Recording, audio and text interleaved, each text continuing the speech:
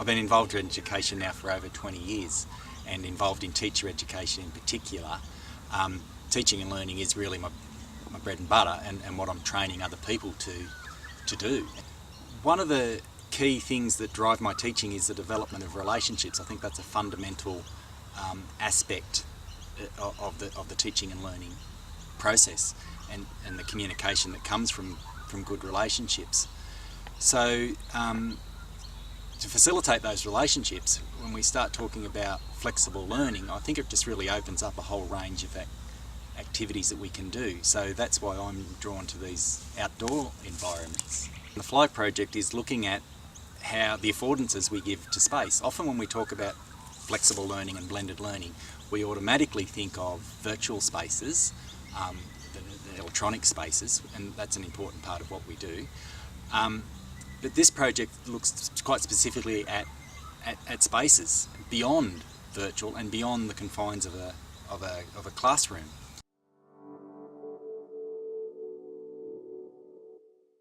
I think our teaching needs to change quite significantly.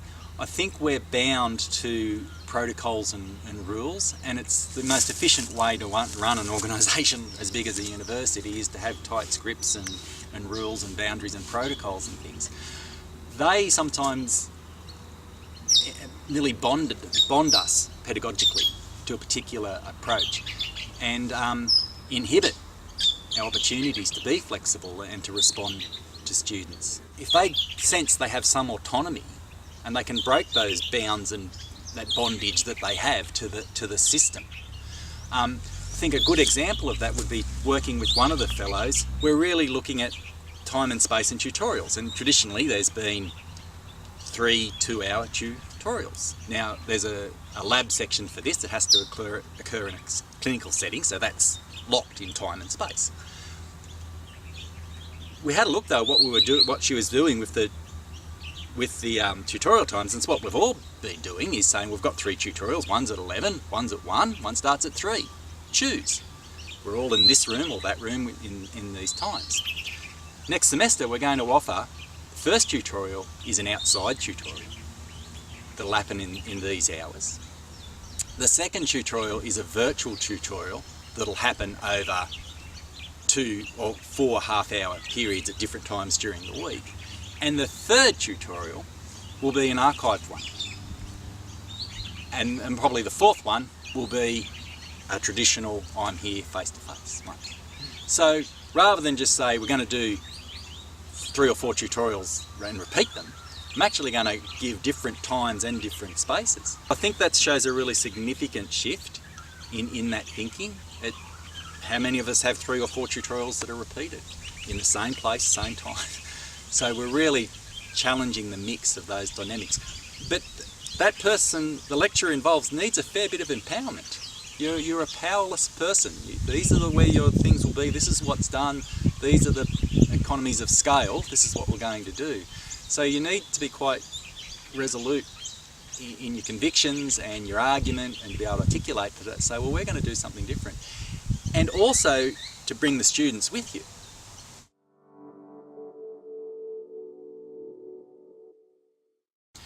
So what I'm doing in the project is working with 5 staff on this campus for this semester, and we're really having some quite serious pedagogical conversations about the design of subjects and the affordance of space. And what's been really lovely is initially the participants have been quite bemused and sort of thinking about, well, notions of time and space really don't apply to me for various reasons. But as we've started to discuss what they value in teaching and learning and what their pedagogical drivers are, it strongly emerges that time and space are really quite critical to what they do.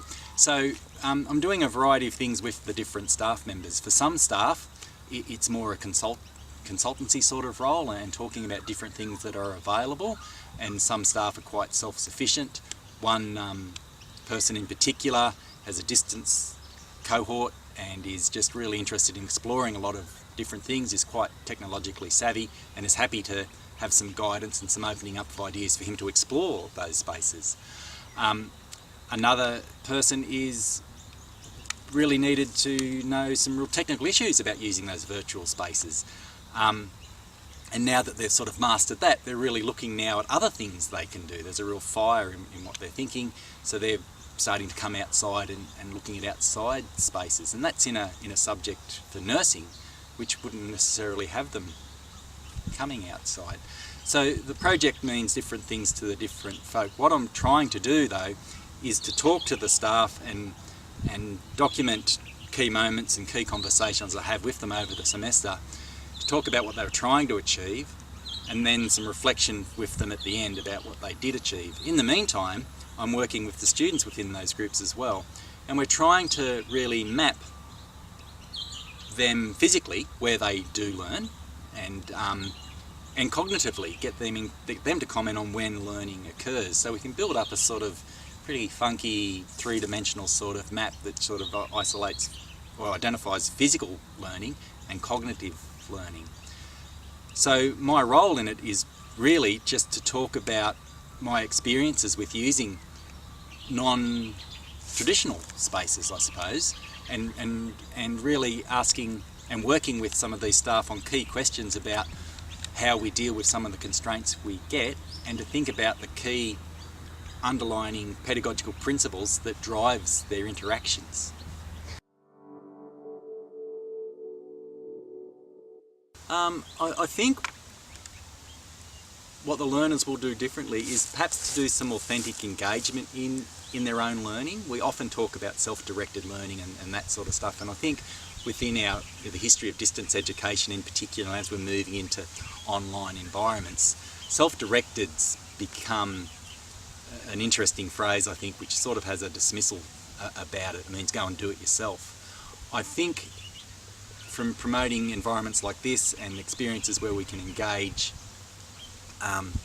with students at more authentic levels, we will start to see some ownership of learning and self-direction in quite real and tangible ways.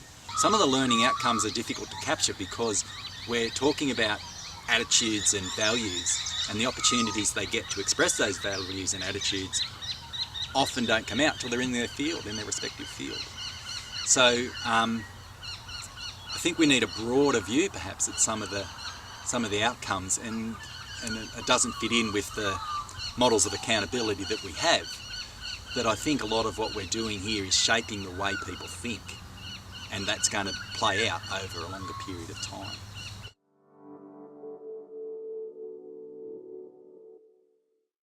Pretty much approach the staff the same way as I approach the students, which is an enormous enthusiasm for what I do. I'm quite passionate about environmental issues, and I'm quite passionate about the role of outdoor spaces and the challenging students. None of the students are not a homogenous group, and neither are the staff, so there's individual nuances that have to play out. But certainly with the staff, I take a slower approach with them and introduce them to things, and really just try and field questions and elicit their own enthusiasm. I've got some fellows who aren't particularly interested in the outdoor spaces, and I'll come down here and have lunch with them, and I'll take them just so they know it's there. But I mightn't have a win there, and that's okay. So I think it's a matter of just engaging, and again it's back to that issue of authentic, directed, or owning your own learning, or direct your own learning in authentic ways. I can't make people come down here and teach here. The colleague I've got in the FLI Fellow who's doing the most down here was the one who I thought would be the least interested in coming down here. It's really about developing a relationship and then tapping into their interests, and then having discussions with them and identifying challenges. This environment is quite conducive to good thinking, so I think I'm strongly aligned to constructivist theories, so it's just a matter of conversations and putting things together.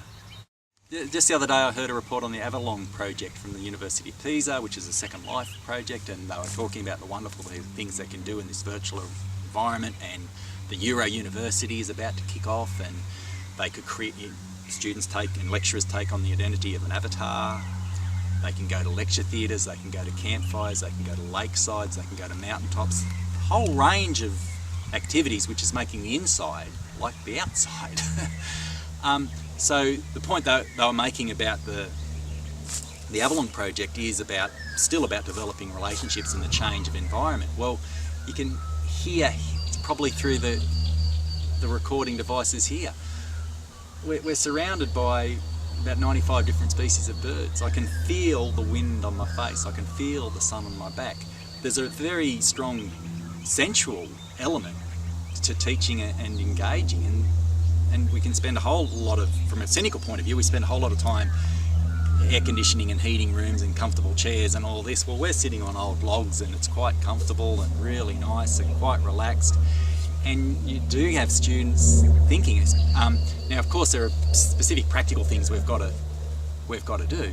But when we're talking about bigger concepts about the role of science education, or for one of my fellows, the role of health provision, really getting out. And if you look around us now, you'd think we're 100 miles away from anything, and we're less than 500 metres from the main teaching area. So it's that big change in mood that can be initiated by a change of environment in a natural environment. Coming down here regularly, I was really keen to ensure that there was wireless networking down here and available here, but I soon went cold on that idea. I quite think it's a sanctioned sort of space and a sacred little space, or secure space. I don't know if sacred's the right word. Just as much as I don't think you should necessarily be sitting with a pot plant or a gum leaf when you're on the computer. I think earlier on I talked about how these spaces sort of need some protection and advocacy, that we engage with them. Well, so do the technological ones. There is some lap over, but I don't think there should be a crossover for the sake of a crossover.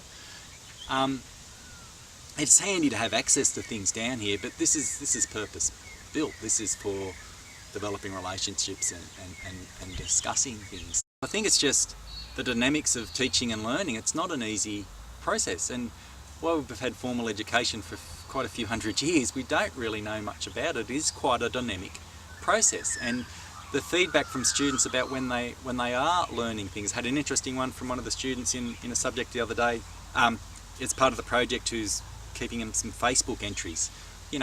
Abseiling in a beautiful position, hanging off a cliff, very comfortable, very relaxed, stopped, was calm, was looking around, and thinking about his role in provision of health and all this conceptual sort of stuff. And he said himself, he was really amazed that he's thought of it, but he's sort of sitting here thinking about, if I did have an accident, I'd be airlifted out, but that got him sort of thinking back to some of the stuff they covered in their lecture. How do you write that? The dynamic of teaching and learning is really quite extensive, and the traversing of spaces helps us explore that dynamic. The term that's emerging that I'm sort of familiar with is stemming out of the sustainability sort of discourses, and it's those notions of eco-literacy. And of course we're facing some global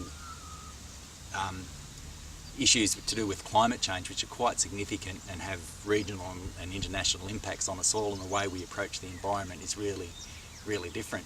And I think part of that, being in the environment, helps us understand that we are part of the environment. So I think as far as literacies go, and the literacy that I push is an eco-literacy, and I think that we're all on the one planet, and it's across all disciplines and all faculties that we do have an intimate connection with what happens to the environment. So I think, in attempting to answer your question, I think it's eco-literacy is the literacy that I'm pushing.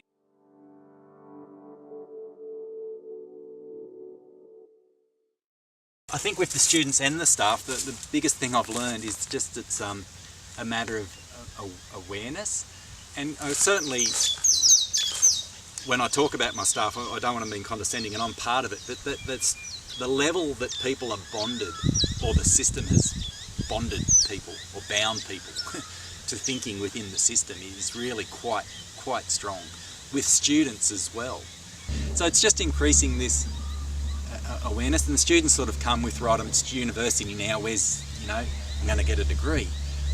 There's quite a journey involved, so I think for staff and students there's some awareness of the bigger picture, and perhaps perhaps some understanding of the impact of dominant discourses on what we actually do. They're quite strong and powerful, and often we're part of the creation and maintenance of discourses. But the discourse of accountability, which controls that sort of bonding of us to these systems and structures, is really, really quite strong.